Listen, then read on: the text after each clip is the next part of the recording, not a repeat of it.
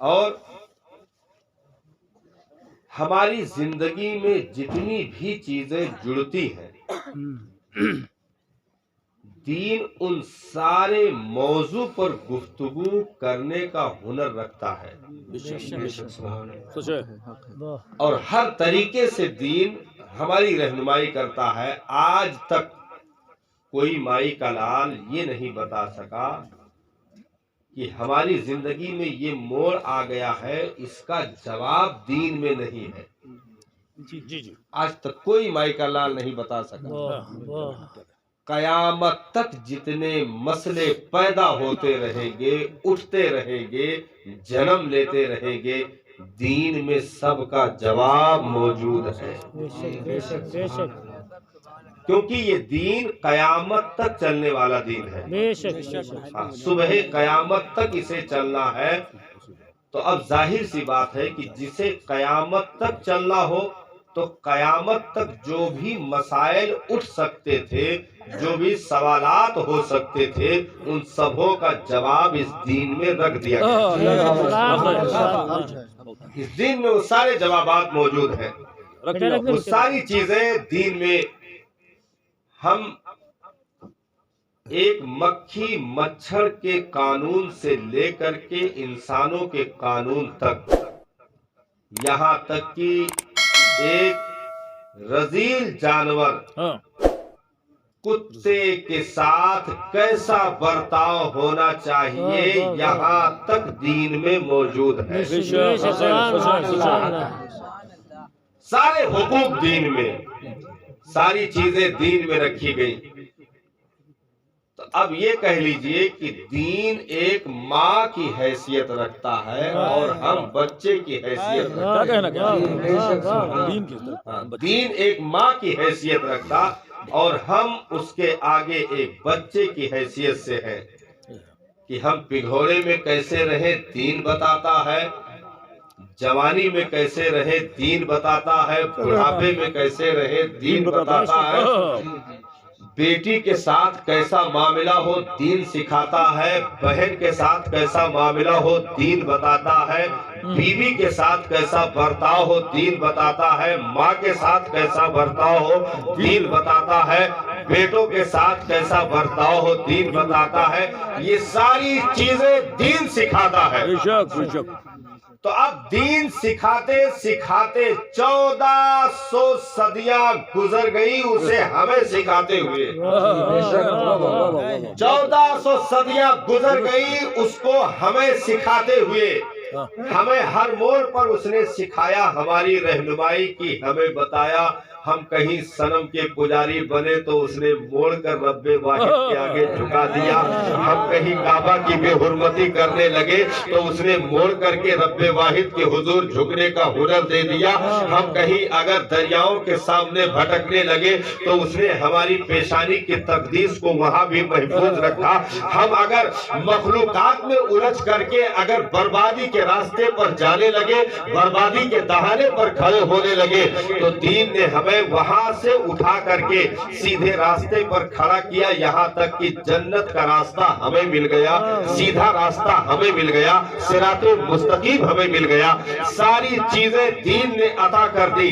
اب 1400 سال گزرنے کے بعد ایک ماں سے زیادہ شفیق ہو کر کے جس دین نے ان بچوں کو پالا ہو اور ان کی پرورش کی ہو، ان کی زندگی کو پروان چڑھایا ہو، 1400 صدیاں گزرنے کے بعد یہ بچے پھر مڑ کر کے اسی دین کو آنکھیں دکھانے لگے اور یہ کہنے لگے دین تجھ میں یہ کمزوری ہے، دین تیرا یہ قانون غلط ہے، دین تیرا یہ راستہ صحیح نہیں ہے، دین جو تو نے یہ قانون بنایا یہ درست نہیں، اس کو بدلنا چاہیے، دین تیرا یہ قانون صحیح نہیں ہے۔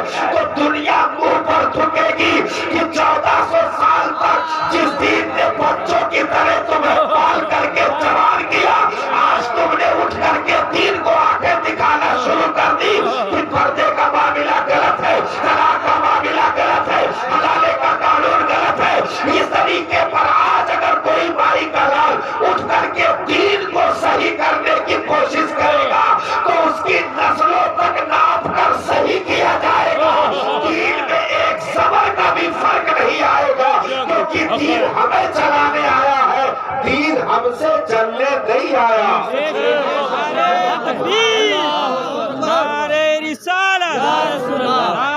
رسالت، مسلک اعلی حضرت، نعرہ تکبیر۔ ماں سے بھی زیادہ شفیق رہ کر کے جس نے ہماری پرورش کی ہو، کیا کہنا، اور ہر موڑ پر جس نے رہنمائی کی ہو کہ ہر ایک چیز میں ہم دین کے محتاج ہوں۔ بھائی ہم نے نوالا لیا، اب اس کو ہم لقمہ بنانا چاہتے ہیں، لیکن یہ نہیں معلوم ہے کہ یہ حلال ہے کہ حرام ہے، تو ہم گھٹنے ٹیک کر کے دین کے سامنے پوچھیں گے ذرا تو بتا دے کہ یہ حرام ہے کہ حلال ہے، تو دین بتائے گا او ابن آدم تو کیا کر رہا ہے، یہ لقمہ تیرے لیے جائز نہیں ہے، تو ہم نے فوراً رکھ دیا، دین نے ہمیں حرام کھانے سے بچا لیا۔ ہم حرام کے قریب ہو گئے تھے، دین نے ہمیں بچا لیا۔ ہم راستہ چل رہے تھے، اچانک ہم نے قدم روک دیا کہ اس راستے پر جانا آیا جائز ہے کہ ناجائز ہے، اب کوئی بتانے والا نہیں ہے۔ ہم نے شریعت کے آگے گھٹنے ٹیک دیے، دین سے ہم نے سوال کیا، اے دین بتا شراب کے بھٹی کی طرف چلنا کیسا ہے؟ دین نے کہا حرام ہے، نادان لوٹ کے آ جا۔ دین نے رہنمائی کی، اٹھتے قدموں میں بیڑیاں ڈال کر کے دین نے برے راستوں پر جانے سے بچا لیا، برے لقموں کو کھانے سے بچا لیا، برے رشتوں کی طرف جانے سے بچا لیا، کہ ہم ایک کے حسن کو دیکھ کر پاگل ہوئے، ہم اسے بیوی کا پوسٹ دینا چاہ رہے تھے، لیکن سمجھ نہیں آ رہا تھا کہ یہ رشتہ ہمارے لیے حلال ہے کہ حرام ہے۔ سبحان اللہ۔ بھائی اسے ہمارا رشتہ خالہ کا جڑ رہا ہے، یا کہیں سے بہن کا رشتہ جڑ رہا ہے، یا کہیں سے ممانی کا رشتہ جڑ رہا ہے، اب ہم تمیز نہیں کر پا رہے ہیں کہ ہم تو پاگل ہیں شادی کرنے کے لیے، لیکن یہ رشتہ حلال ہوگا کہ حرام ہوگا۔ ہم نے گھٹنے ٹیکے دین کے آگے، ہاتھ جوڑ کر کے کہا دین تو بتا کہ ہم اسے اپنائیں تو جائز ہوگا کہ ناجائز؟ دین نے کہا نادان، وہ رشتے میں گھوم کر تیری بہن لگتی ہے، یہ رشتہ حرام ہوگا، خبردار قریب نہ ہونا۔ دین نے ہاتھوں میں ہتھکڑی ڈال دی، ہم پیچھے ہٹ گئے، حرام رشتہ کرنے سے باز آ گئے، حرام رشتہ کرنے سے بچ گئے، حرام اولادیں جننے سے بچ گئے۔ تو جو نسلوں کو سوارے اسے دین کہتے ہیں، جو حلال زندگی بھر کھلائے اسے دین کہتے ہیں، جو سیدھے روشنی عطا کرے اسے دین کہتے ہیں، جو مدینے والے کے چوکھٹ تک پہنچا دے اسے دین کہتے ہیں، اور وہاں سے جو خدا کے در تک پہنچ جائے اسے دین کہتے ہیں۔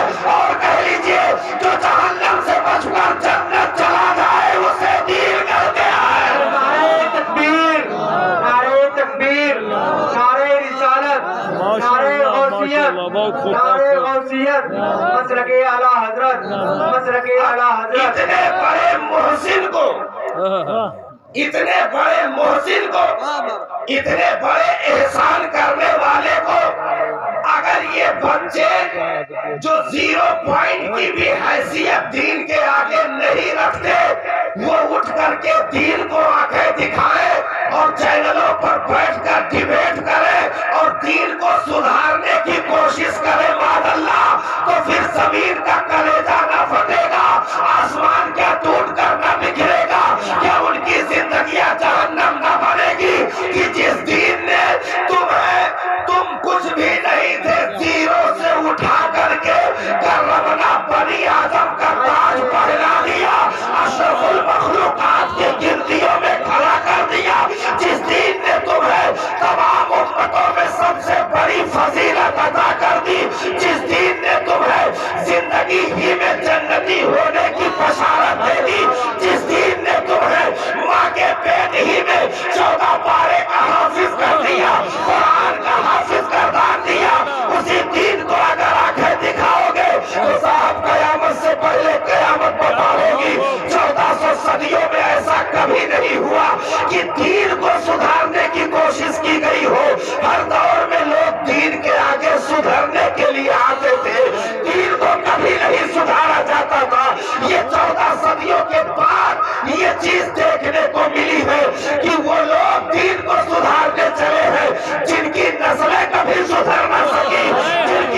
دین کی نسلیں کبھی سدھر نہ سکی، وہ دین کو سدھارنے کے لیے چلے ہیں۔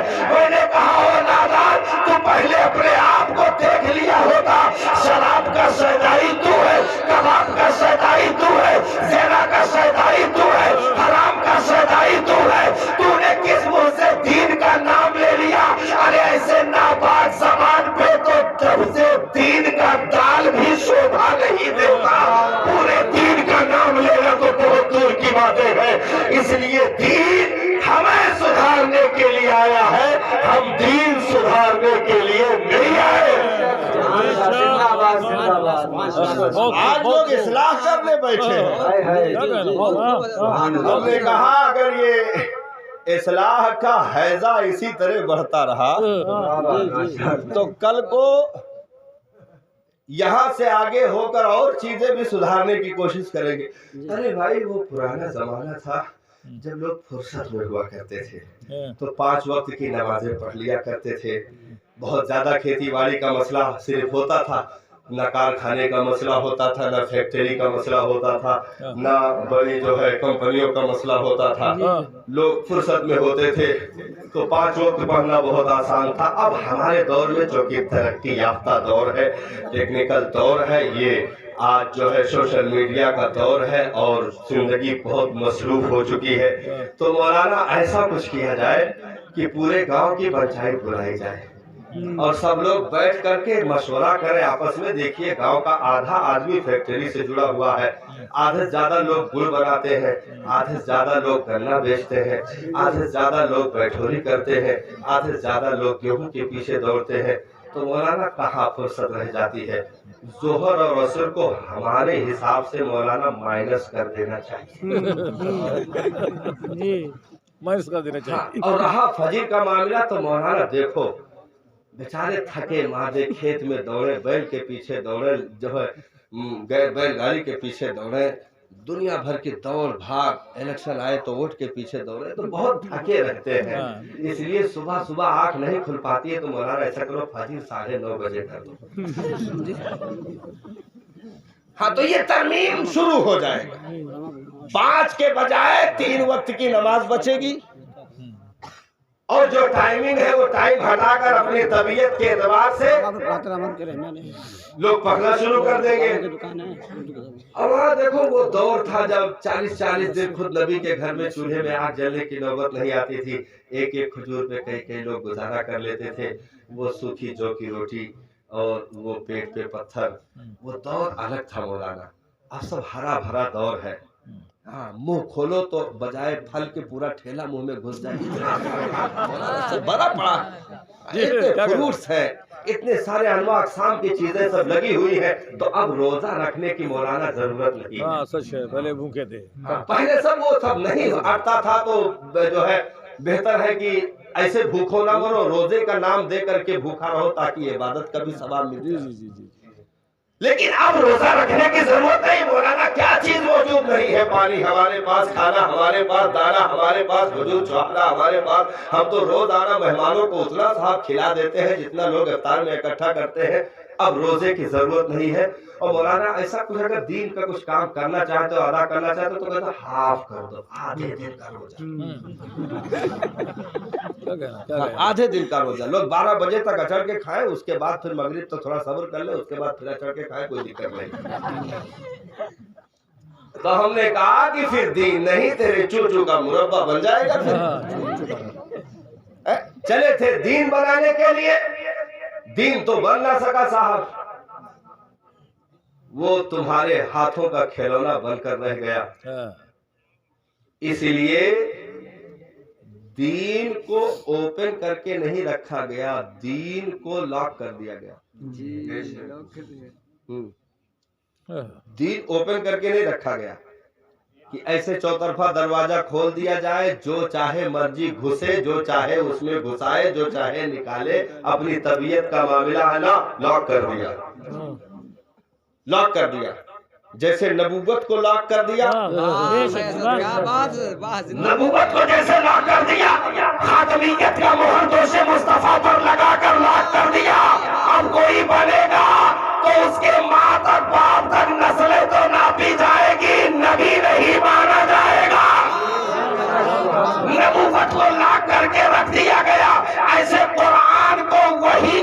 पलीट करके लाख कर दिया गया दीन को, शरीयत को अरफात के मैदान में। अल-यौमा अकमलतु लकुम दीनुकुम व अतममतु अलैकुम निअमती व रदीतु लकुमुल इस्लाम दीना। कुरान की आयत उतार करके दीन कंप्लीट है, मुहर लगा दिया कि अब ना कुछ तबीयतन दाखिल किया जाएगा, ना मर्जी के मुआफिक निकाला जाएगा। दीन कंप्लीट है महबूब, ये दीन कंप्लीट है, नबूवत कंप्लीट है, किताब कंप्लीट है, शरीयत कंप्लीट है। अब इसे लाग कर दो, कयामत तक दुनिया मर जाएगी। एक रकात को छोड़ो, एक सबर भी कम नहीं कर सकती।